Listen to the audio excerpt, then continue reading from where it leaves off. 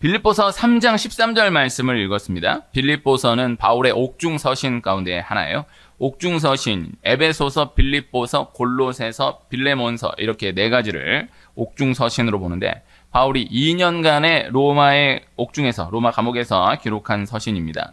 그 옥중서신 가운데 하나가 빌립보서인데 오늘 그 빌립보서 가운데 한 절, 빌립보서 3장 13절 말씀을 읽은 거예요. 빌립보서 3장 13절까지의 전체 흐름을 다 짚어보기에는 어려움이 있겠지만은 3장 1절부터 11절까지의 흐름을 잠시 짚어드린다라고 하면 율법으로 구원을 얻는다, 행함으로 구원을 얻는다라고 주장하는 자들에 대항해서 말씀을 진행하면서 예수 그리스도를 믿는 믿음으로 구원을 얻는다, 예수 그리스도를 믿는 믿음으로만 의에 이른다라는 말씀이 강하게 전개되어, 그러나 예수 그리스도를 믿는 믿음으로 구원을 얻는다라고 해서 믿었으니까 끝난 거다라는 것은 아니다라는 말씀을 이어가는 말씀 구조예요. 율법주의자들을 대항해서 말씀이 진행되다가 반도덕주의자들을 대항해서 말씀이 이어지는 구조입니다. 예수 그리스도가 아니다, 율법, 행함으로 얻는 구원, 율법으로 말미암은 의, 정확하게는 율법으로 말미암은 의를 빙자해서 자신의 욕심을 채우는 잘못된 자들을 대항하여 오직 예수 그리스도를 믿는 믿음으로만 구원을 얻는다, 의에 이른다라는 말씀이 이어지다가 그와 또 다른 방향의 이다, 믿었으니까 끝이다, 구원받았으니까 끝이다라고 주장하는 반도덕주의자들을 대항해서 예수 그리스도를 믿는 믿음으로 의에 이르고 믿음으로 구원을 얻지만은 이 땅 가운데에서의 우리의 믿음의 경주는 계속된다라는 그런 말씀을 이어가고 있었던 거예요. 이것이 지금까지도 계속되고 있는 영적인 싸움인 것입니다. 예수님에게서 흩어버리려고 하는 모든 공격들. 예수님을 믿는다고 다가 아니다. 율법, 행함. 율법을 말씀하고 행함을 말씀하지만은 핵심은 예수님을 믿는다고 다가 아니다 라는 공격에 대해서도 계속해서 싸움이 있어 왔고, 믿으면 구원이다, 예수님 믿으면 구원이다, 예수님 믿었다, 한번 믿었으면 끝났다, 이러한 잘못된 구원관에 대해서도 계속되는 싸움이 있어 왔던 것입니다. 예수님으로는 부족하다라는 것과 예수님 믿었으니까 됐다, 끝났다라는 것, 결국은 다 예수님에게서 멀어지게 하는 사탄의 영적 공격 방법인 거예요. 교회사는 결국 이 두 싸움의 진행 과정이었던 것이죠. 이 두 잘못된 흐름이 병행하여서 진행하여 왔던 것입니다. 우리나라에서도 예수님 믿었으니까 됐다, 예수님 믿었으면 구원받았다, 끝났다 라는 잘못된 구원관의 득세, 공격에서 예수님만으로는 부족하다 라는 공격이 또 득세하고 있는, 또 그 흐름이 계속해서 교차하며 이어져 왔었던 것입니다. 이것도 하나의 트렌드로 볼 수 있습니다. 그래서 예수님 믿었으니까 됐다, 예수님 믿었으면 구원받았다, 그러니까 끝났다. 혹은 예수님 믿는다고 구원 얻는 거 아니다, 예수님 믿는다는 그것만으로는 부족하다. 뭐 말로는 그렇게 표현 안 하겠지만은 그것만으로는 안 된다, 그렇게 믿는다고 구원 받겠느냐, 이러한, 이거 얼마 안 되는 역사인데도 요 흐름이 유행처럼 왔다 갔다 하는 거예요. 예수님 믿었으니까는, 구원 받았으니까는 막 살아도 된다 이거예요. 그리고 예수님 믿는 믿음으로만은 또 안 된다 이거예요. 이것도 잘못됐고 이것도 잘못된 거예요. 이것이 계속해서 추처럼 왔다 갔다 하는 그러한 흐름으로 이어져 왔었던 것입니다. 중요한 것은 단순한 것입니다. 예수님에서 치우치면 안 된다라는 것. 예수님이 아닌 다른 무언가에 무게 중심이 실리는 것을 늘 돌아보는 사람이 되어야 하겠고, 또 예수님 믿었으니까 오직 예수님이니까 되었다라는 잘못된 신앙 역시 늘 돌아보는 우리가 되어야 한다라는 것입니다. 이 흐름을 다시 간단하게 적용적으로 빌립보서 안에서 어떠한 흐름으로 몰아가는지 이것을 적용적으로 정리해 본다라고 하면 다 되었다라는 것은 없다라는 거예요. 이 땅 가운데에서의 삶, 경주는 계속된다라는 것입니다. 내가 이만큼 했다라는 생각이 자리하는 순간 경주가 흔들린다. 계속해서 끊임없이 앞을 바라보며 나아가는 삶이 되어야 한다라는 것입니다. 바울이 감옥에 갇혀있는 그 상황 가운데에서 아직 끝나지 않았다라는 것을 옥에 갇혀 있는 몸으로 고백하고 있는 것이고, 또 계속해서 끝까지 앞을 바라보며 나아갈 것을 선포하고 있는 것이고, 또 실제 바울은 그렇게 끝까지 앞을 바라보며 나아갔고요. 또 역사는 그렇게 바울이 끝까지 앞을 바라보며 나아갔던, 꿈꾸었던 그대로 전개되었다라는 것을 또 부인할 수가 없는 거예요. 이것이 큰 것입니다. 이것이 중요한 것입니다. 그래서 어떠한 상황 가운데서도 앞을 바라보고 나아가야 하는 거예요. 아, 내 이만큼 했다. 나 이만큼 됐다. 하는 순간 무너진다라는 거예요.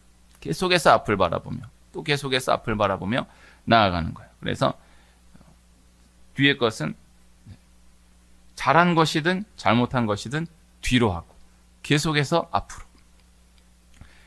프로야구가 끝나가고 있는데 한화라는 팀과 롯데라는 팀이 결국에 가을 야구라고 하는 포스트 시즌 이 챔피언 결정전으로 가는 그 5강에 못 들어갔어요.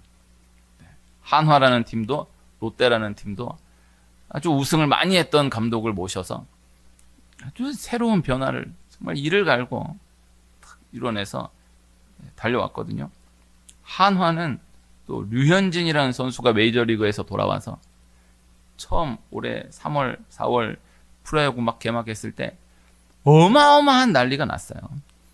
그래서 대전 구장이 매진 신기록을 세우고, 또 한화는 또 처음에 1등을 꽤 오랫동안 했던 거예요. 그래서 아주 큰 인기를 끌었어요. 올해 프로야구 관중이 1,000만을 넘었어요. 네. 이것을 한화라는 팀에게서 원인을 이걸 무시할 수가 없어요. 그런데 중요한 거는 떨어졌어요. 롯데도 뭐 하는 것 같더니만은 떨어졌어요. 근데 이거는 딱 검증된 건 아닌데, 제가 확실하게 느끼는 거는, 잘 하잖아요? 그럼 언론이 가만 안 두잖아요? 너무 잘하고 있다고. 한화가 달라졌다고. 롯데가 달라졌다고. 막 보도하잖아요? 그럼 그다음부터 떨어져요. 놀랍죠? 내비둬야 돼. 진짜로 그 팀이 잘 되기를 바라면 내비둬야 돼. 기사가 딱 뜨는 순간, 이 여론이 주목하는 순간 떨어지는 거예요. 진짜 잘하고 있다, 되고 있다라고 하면은 가만히 둬야 돼.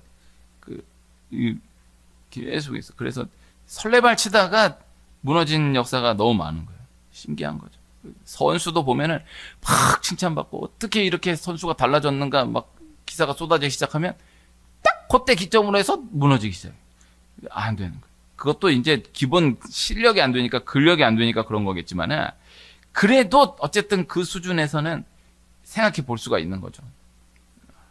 끝까지 갈 수 있어야 된다. 앞을 바라보며 나아갈 수 있어야 한다라는 것입니다. 바울이 끝까지 앞을 바라보며 달려갔다라는 것을 말씀하고 있는 거예요. 빌립보서에서의 핵심 단어는 기쁨이거든요.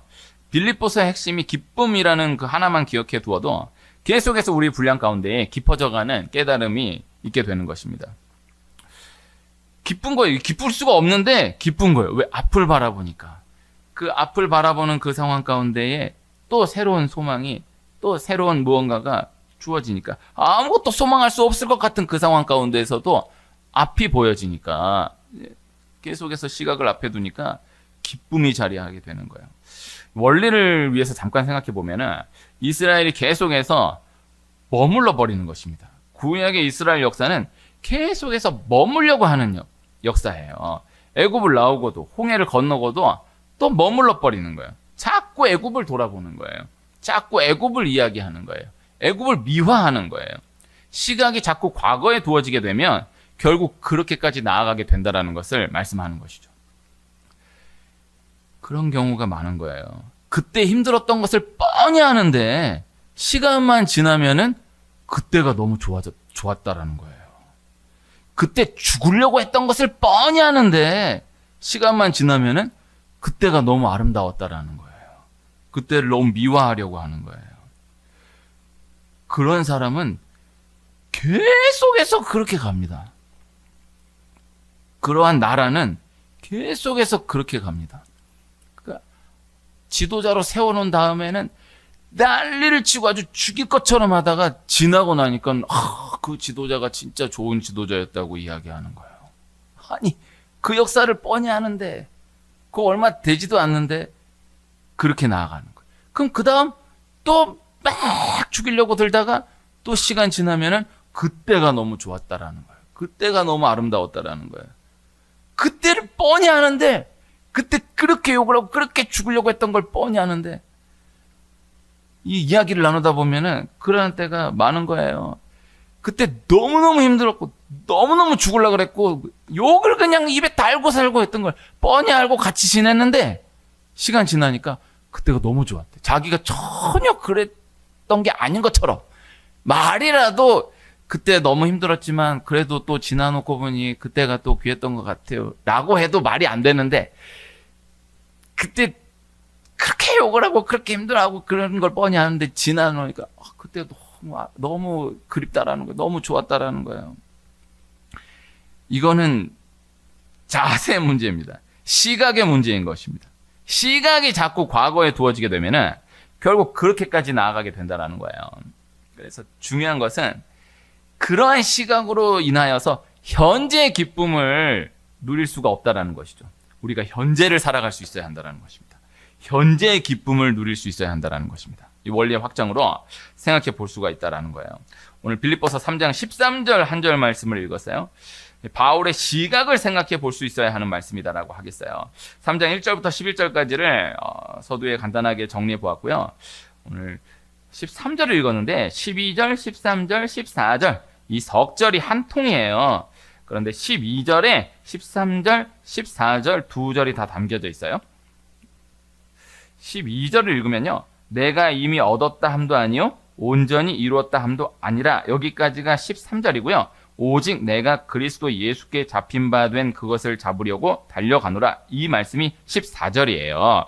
그렇게 12절을 13절, 14절 둘로 나누어서 다시 말씀하고 있는 것인데 오늘 함께 읽은 말씀 13절이 형제들아 나는 아직 내가 잡은 줄로 여기지 아니하고 오직 한 일, 즉 뒤에 있는 것은 잊어버리고 앞에 있는 것을 잡으려고 14절은 12절 하반을 받아서 표대를 향하여 그리스도 예수 안에서 하나님이 위에서 부르신 부름의 상을 위하여 달려가노라.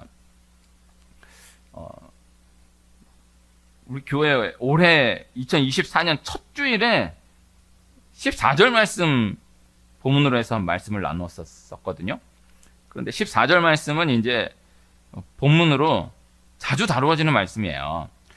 딱 한 절이 이렇게 암송해 두어야 할 말씀이고요. 유명한 말씀이고 또 말씀이 그렇게 어렵지 않아요. 또 그냥 막연하게 봐도 말씀이 멋있잖아요. 근데 이제 13절 말씀은 이제 사실 우리말 번역으로는 끊어져 가지고 13절 하반이 앞에 있는 것을 잡으려고 이렇게 끝나지 않습니까? 그러니까 이제 이 한 절만은 본문으로 잡기가 좀 애매한 부분이 없지 않지만은 그러나 이제 12절 전반 13절 한 절 이 안에 담겨져 있는 원리에만 집중해 보았으면 하는 마음으로 13절 한 절만을 읽은 것입니다. 나누었던 대로 바울이 빌립보서를 기록하고 있는 이때가 로마 감옥에 갇혀 있는 때예요. 바울이 감옥에 갇혀 있던 적이 여러 번 있었습니다. 그런데 빌립보서는 로마 감옥에 갇혀 있던 때예요.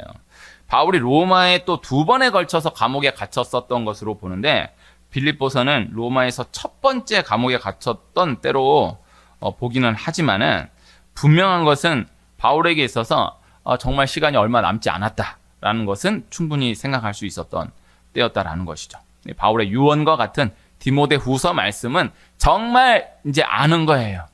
바울도 알고 바울을 위해 기도하는 자들도 알고 또 바울을 가두어둔 그 사람들은 당연히 그렇게 생각하고 그래서 유언인데 빌립보서의 상황은 그렇게까지 보기는 어렵지만 그러나 바울은 이제 정말 시간이 얼마 남지 않았다. 이 정도는 충분히 생각할 수 있었던 때였다라는 것이죠. 그런데 그것을 분명히 인지하고 있는 그 가운데에서 바울이 이 말씀을 고백하고 있다는 거예요. 바울의 시선이 앞을 향해 있는 거예요. 얼마 남지 않았음을 알고 있음에도 앞을 향해 있는 거예요. 오늘 13절에 형제들아 나는 아직 내가 잡은 줄로 여기지 아니하고 오직 한 일 이렇게 돼 있지 않습니까?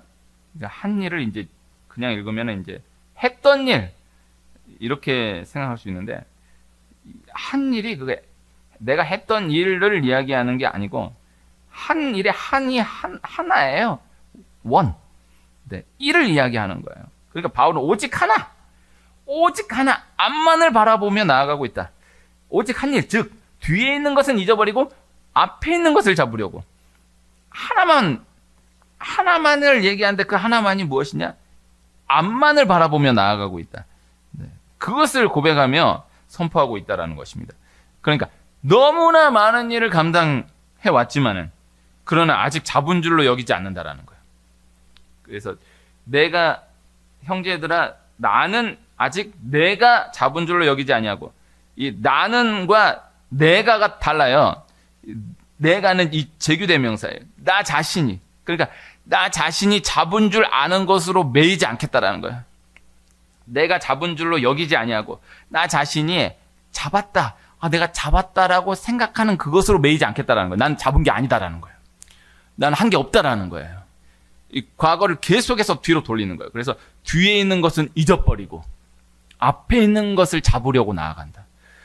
잊어버리고 무시하고 버리고 관심을 두지 아니하고 앞을 바라보며 나아간다. 이것을 말씀하고 있는 것입니다. 바울은 예수님을 핍박했던 사람이잖아요. 예수님을 믿는 사람을 핍박하고 예수님을 전하는 사람을 핍박했던 사람인데, 그러나 그 후에 예수님을 만나서 예수님을 믿는 믿음으로 인하여서 핍박을 당하는 사람이 되었죠. 예수님을 전함으로 인하여서 핍박을 당하는 사람이 되었어요. 또 그렇게 오랜 기간을 달려왔었던 거예요. 바울이 예수님을 핍박했던 그 시간도 무시할 수 없이 너무너무나 강렬했고, 또 예수님을 믿게 됨으로 인해서 예수님을 믿고 예수님을 전하게 됨으로 핍박을 당하게 되었던 시간도 너무나 길고 험악했었던 것이죠. 다 어디에다가 무게를 실 수가 없습니다. 네. 바울이 예수님 핍박했던 시간이 바울 개인으로도 중요하고 이 기독교 역사로도 중요합니다. 바울이 핍박을 한 게 그냥 핍박한 게 아닌 거예요. 완전히 무슨 모든 핍박의 역사를 통틀어서도 그렇게까지 핍박할 수가 없을 만큼 너무나 강렬한 시간으로 그 예수님 믿는 사람을 핍박하는 시간을 지난 거예요. 그래서 바울이 그렇게 또 핍박을 당하게 된 거예요. 자기가 만들어 놓은 핍박 그 시스템에 자기가 매여가지고 핍박을 그렇게까지 당하게 된 거예요. 물론 영적인 이유고 또 다른 많은 이유들을 볼 수 있겠지만은 축으로 보면은 한 가지 확실한 것이, 바울이 예수님 믿는 사람 핍박할 때, 예수님 전하는 사람 핍박할 때 조금만 덜 했으면은 자기도 예수님을 믿고 난 다음에 핍박 당하는 게 많이 줄었을 거예요. 자기가 예수님을 믿게 될 거라고, 예수님 만나게 돼서 예수님을 믿고 예수님을 전하게 될 거라고 생각을 전혀 못했던 거죠. 그래가지고 그렇게 완전히 그냥 아주 싹을 다 잘라버리겠다, 다 죽여버리겠다라고 해서 탁 핍박하고 그렇게 딱 구축을 해놨던 것인데, 자기가 예수님을 만나버려가지고 예수님을 믿고 예수님 전함으로 인해서 어마어마한 핍박을 당하게 되었던 것입니다. 그러니까 예수님을 믿는 사람 핍박했던 시간이나 예수님을 믿음으로 인해서 전함으로 인해서 핍박을 당하게 되었던 그 시간이나 다 너무나 큰 시간이었다라는 것이죠. 그러나 바울이 그 모든 것을 뒤로 하고 잊어버리고 버리고 관심을 두지 아니하고 오직 앞에 있는 것을 잡으려고 나아가고 있다라는 것을 고백하고 있는 것입니다. 감옥에 갇혀서 이제 아무것도 할 수 없는 이 상황 가운데에, 또 이제 얼마 남지 않았다라는 것을 알고 있는 이 상황 가운데에, 그러나 오직 앞만을 바라보며 나아간다라는 것입니다. 그리고 바울은 실제 끝까지 그렇게 앞만을 바라보며 나아갔다라는 거예요. 그리고 그때 끝까지 앞을 바라보며 나아갔던 그때, 끝까지 앞을 바라보며 나아갔던 그대로, 앞만을 바라보며 꿈꾸었던 그대로, 그 모든 역사가 바울이 바라보았던 그대로, 꿈꾸었던 그대로 흘러가게 되었다, 전개되게 되었다라는 것이죠. 지나온 시간이 너무 짧음에도 지나온 시간에만 매여가지고 앞을 바라보지 못하는 사람이 있고, 지나온 시간이 너무 길고 남아있는 시간이 너무 짧음에도, 또 남아있는 시간이 너무 짧음을 알고 있음에도 그러나 계속해서 앞만을 바라보며 나아가는 사람이 또 있는 것입니다. 어제 제가 섬겼던 교회에서 25분이 오셔서 2시간 넘게 전도를 해주고 가셨어요. 우리 교회 개척하고 처음 있는 일인데, 네, 어떻게 이제 그분들이 오셨지만 이제 교회에서 그렇게 이제 해주셔가지고 허락해 주셔가지고 오신 거죠. 그 교회 개척 선교위원회라는 부서가 있는데 그 부서에서 25분이 오신 거예요. 25분이 오셨는데 4개 팀으로 짜여져 있더라고요. 저는 이제 개인적으로 아는 분들은 없어요. 이제 그 교회 이제 개척 선교위원회에서 오신 거니까. 이제 그 4개 팀으로 짜여져 있는데 4개 팀으로 나누어서 전도를 하시기로 했다 그러더라고요. 그러니까 뭐 제가 한 건 없어요. 그냥 제가 그냥 맞아드리고 같이 전도하고 밥 먹고 헤어진 게 단데, 그 이제 계획을 그렇게 짜왔더라고요. 지도에다가 이렇게 4개를 이제 팀을 나눠 놓은 거예요. 여기 북위례 서쪽, 북위례 동쪽, 그 다음에 여기 우리 여기랑 요 아래쪽, 그 다음에 광장 쪽 이렇게 해가지고 4개를 나눠 가지고 왔더라고요. 뭐 다른 데는 뭐 그런가 보다 하겠는데 위례 광장은 너무 멀잖아요. 그래서 제가 이 위례 광장은 너무 먼데요. 거기까지 안 가셔도 될 것 같은데 그랬더니 아니라는 거예요. 이제 이렇게 계획이 짜져 있기 때문에 자기네들 위례 광장으로 가겠다라는 거예요. 그 제가 위례 광장까지 모시고 갔어요. 그 처음에는 가겠다고, 갈 수 있다고. 가다 보니까 언제 나오냐고. 멀잖아 이게. 갔어요. 어쨌든 이제 갔는데 그곳에서 이제 전도를 해주고 이제 가신 거죠. 근데 다 끝나고 나니까 위례 광장에 가신 분들 그 팀이 연세가 제일 많았던 거예요. 그걸 짠 분이 어떻게 그렇게 짠 거예요. 뭐 잘 모르고 그렇게 짰겠죠. 근데 모시고 갈 때는 몰랐는데 이제 다 끝나고 이제 보니까 위례 광장 쪽에 가신 분들이 82세, 83세, 84세 되신 분들인 거예요. 근데 그냥 봤을 때는 그렇게 안 보였던 거죠. 근데 또 그렇게 듣고 나서 보니까 또 그렇게 보이더라고요. 아무튼 너무 열심히 전도를 해주고 가신 것입니다. 네. 감사하고 감동을 받았습니다. 근데 그 어른들하고 이제 제가 위례 광장 가면서 이제 이야기를 나누고 했었으니까. 근데 너무 젊은 거예요. 예, 계속해서 앞을 바라보며 살아가고 계시는구나. 이것을 느낄 수 있었다라는 거죠. 제가 오늘 말씀을 준비하면서 꼭 나누고 싶은 노래가 있었습니다. 대중가요가 있었습니다. 설교 시간에 대중가요를 나눠도 되겠는가 고민하다가 이거를 그래도 꼭 나누고 싶다.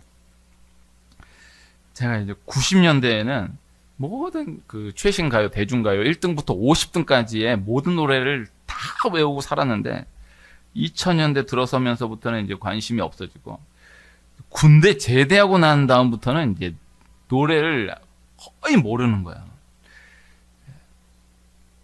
근데 이제 몇 년 전에, 이거 몇 년 됐더라고요. 완전 옛날 노래는 아닌데 몇 년 전에 길거리에서 딱 들려진 기억이 노래가 있었는데 그 듣는 순간에 딱 그 한 소절 딱 듣는 순간에 노래가 딱 꽂혔어.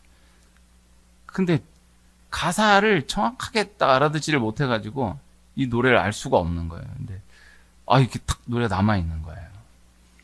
근데 제가 몇 주 전에 이 노래를 알게 됐어요. 제가 들었던 라디오 프로그램에 그 가수가 나온 거예요. 운전하면서 라디오를 한 번씩 듣고 가는데 그 가수가 나왔더라고요. 근데 그 가수분이 불렀던 그 노래가 고등학교 국어 음악 교과서에 실렸다라는 거예요. 그거 보니까 뉴스에 그 신문에 보니까 나오더라고요. 그래서 그때는 이제 그 멜로디만 딱 알고 있다가 그 노래가 이제 뭔지를 알아가지고 이제 그 가사를 보게 된 거예요. 가사를 보게 되면서 너무나 충격을 받은 거죠. 야, 이런 노래가 있구나. 너무나 귀하구나. 그래서 오늘 제목을 그렇게 정한 거예요. 사건의 지평선 너머로. 그 제목은 사건의 지평선인데 사건의 지평선 너머로. 이 물리학 용어인데 오늘 제가 이거를 뭐 저도 나름대로 찾아보면서 공부했지만 이거를 나누기는 어렵고 그냥 이거는 혹시 되시면 뭐 아시겠지만은 네. 그렇게 아시면 좋겠고 제가 하나 들었던 생각이 먼저 든 생각은 이제 그 몇 년 전에 딱 한 소절 잠깐 들었는데 딱 그렇게 꽂혀 있다라는 게 그냥 내가 나를 보면서 이렇게 관심 없는 사람이 한 소절을 한 번만 들어도 사로잡히게 되는 곡이 있구나. 여기에서 내가 나를 보면서 이게 이 생각을 하게 됐어요. 그래서 그렇게 관심이 없는 사람이 영적인 관심이 전혀 없는 사람이 한 구절 한 구간만을 들어도 사로잡히게 되는 말씀을 전할 수 있다라고 하면 얼마나 귀할까 이런 생각을 한켠에 하고 그 다음에 이제 가사의 내용 안에서의 생각은 지난주에 위례로 이사 온 지 3년 6개월 만에 사택을 위례로 이사하게 되면서 장안동에서 위례로 옮겨온 것을 다시 돌아보게 되면서 그리고 개인의 이야기지만 이제 아버지와 이별한 아내를 생각하면서 또 이제 이사를 오니까 전학을 하게 될 자녀들을 생각하면서 이 노래 가사를 생각하게 되었던 거예요. 제가 우리 교회가 2021년 1월에 위례로 와서 예배를 하기는 했는데 3월 말에 완전히 왔어요. 장안동하고 장안동 그러니까 한 2달 정도는 위례에서 낮 예배만 드리고 새벽 기도랑은 장안동에서 하다가 이제 3월 말에 이제 장안동이 완전히 딱 뒤에 오시는 분이 잠금 치르면서 빠진 거죠. 그런데 3년 6개월 만에 딱 3년 6개월 만에 집이 이사를 오게 된 거예요. 위례를 그때는 야 여기가 완전히 가격이 폭락을 해가지고 진짜 말도 안 되는 가격에 이렇게 나와서 다른 데도 많이 이렇게 봤는데 여기가 완전히 폭락을 한 거예요. 이 옆에 방이 원래 150만 원 월세 150만 원은 하는 데였는데 월세 70까지 떨어진 거예요. 절반 이상이 떨어진 거예요. 근데 옆에 다 비어 있는 거예요.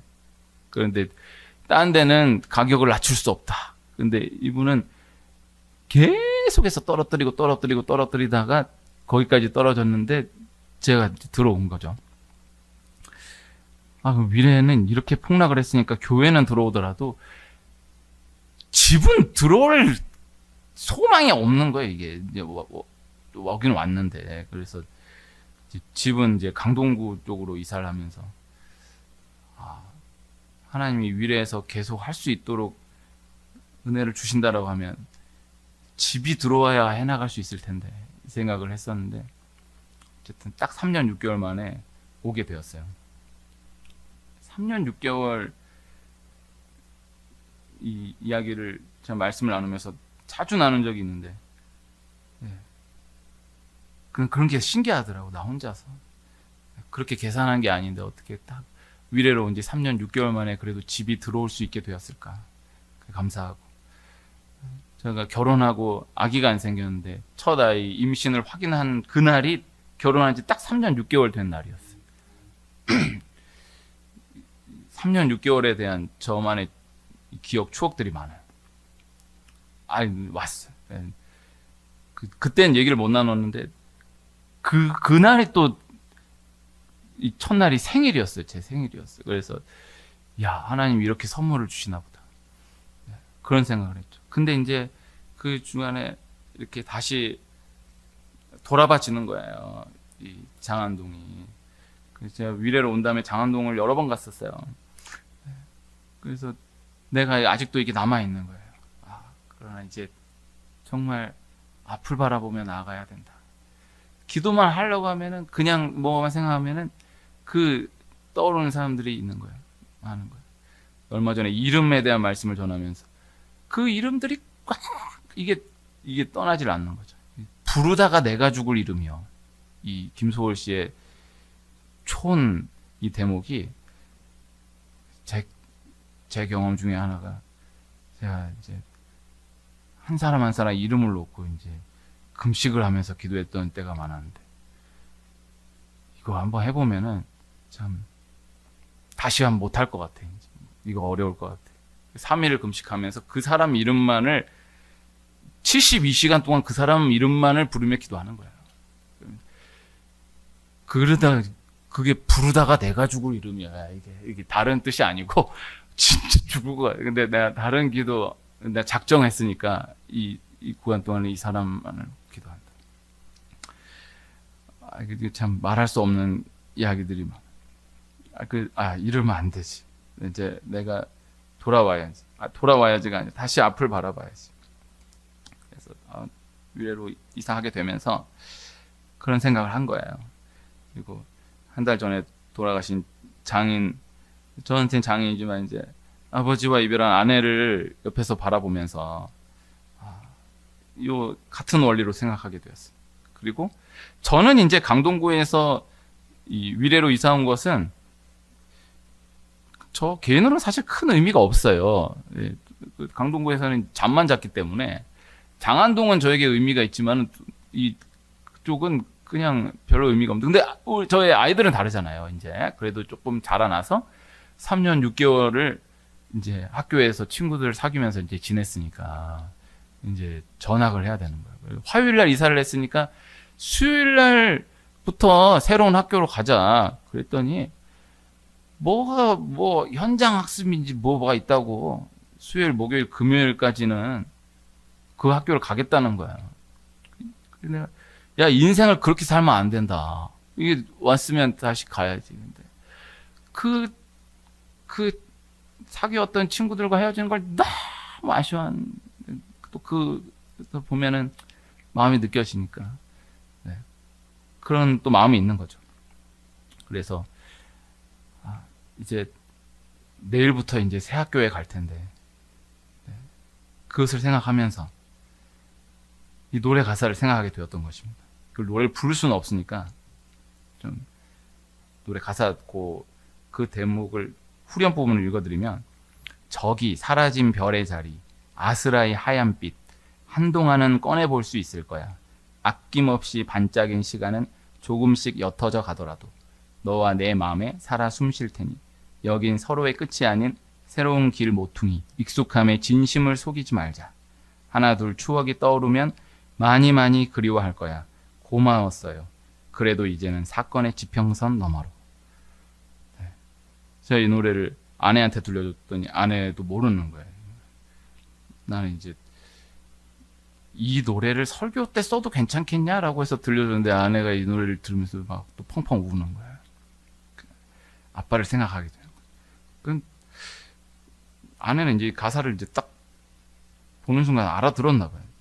나는 이게 뭔 가사인지를 몰라서 부끄러운 고백인데, 이걸 공부하면서 이제 안 거예요. 내가 하나하나를 뜯어서 보면서 이게 뜻이구나. 이 한편 생각해 보면 슬픈 가사인 것 같지만은, 그러나 또 한편으로 생각해 보면은 희망이 녹아진 새로운 꿈이 담겨진 가사이다라는 생각을 했습니다. 빌립보서와 통하지 않은가 하는 생각입니다. 저희 장인어른이 돌아가시기 바로 며칠 전에 저희 아이들이 하고 이야기하면서, 할아버지 사행시 한번 지어보세요. 애들 맨날 저한테도 뭐 이거 갖고 이행시 지어보라고 삼행시 지어보라고 그러는데, 할아버지한테 할아버지 가지고 사행시를 지어보라는 거예요. 그래서 사행시를 지었어요. 할아버지와 할머니가 아주 좋은 날 버스 정류장에 앉아 있습니다. 지금이 가장 행복한 때입니다. 야, 내가 그걸 듣고, 내용도 내용이지만, 야, 우리 장인 진짜 천재구나. 어떻게 이게 바로 이렇게 나오냐. 나는 애들이 뭐 이행시 지어라, 삼행시 지어라 하면 이게 안 나오는데, 은혜를 받았어요. 할아버지와 할머니가 그때가 좋았다라고 하지 않는 거예요. 지금이 가장 행복한 때입니다. 이렇게 시를 마무리하시더라고요. 지금이 가장 행복한 때인 것입니다. 하나님이 모든 것을 진행해 가고 계십니다. 이렇게 했었어야 되는데 이렇게 되었으면 어땠을까? 어떠한 것도 다 그렇지 않아요. 그 상황에 있는 그대로를 받아들이고 하나님 모든 것들을 다 섭리하고 계시고 진행하고 계시다라는 믿음을 가지고 앞을 바라보며 계속의 전진에 나아가는 우리가 될 수 있기를 소원합니다.